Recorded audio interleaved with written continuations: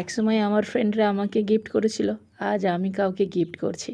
তো তাদেরই যে সমস্ত গাছ দিয়েছিল সেখান থেকেই আমি তাদেরকে গিফট করছি। এই বোট লিলি এখান থেকে অনেক চারা হয়ে গিয়েছিলো, তো তারই চারা দিয়ে দিলাম।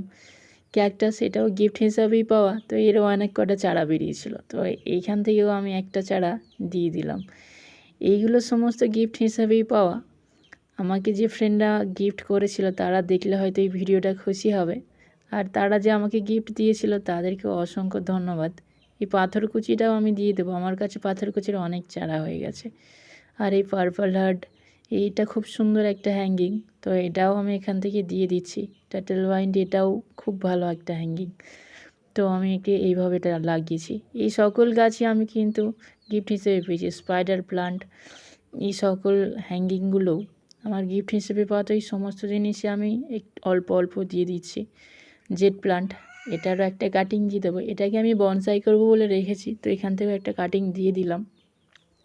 এই সাথে সাথে আমি দিয়ে দিচ্ছি ক্যাকটাস। আমার কাছে এই ক্যাকটাস অনেক হয়ে গেছে, এর ফুলও হয়েছিল আপনারা দেখেছেন। এই ক্যাকটাসও 3টে দিয়ে দিচ্ছি, এগুলো খুব ইজি গ্রো করা যায়।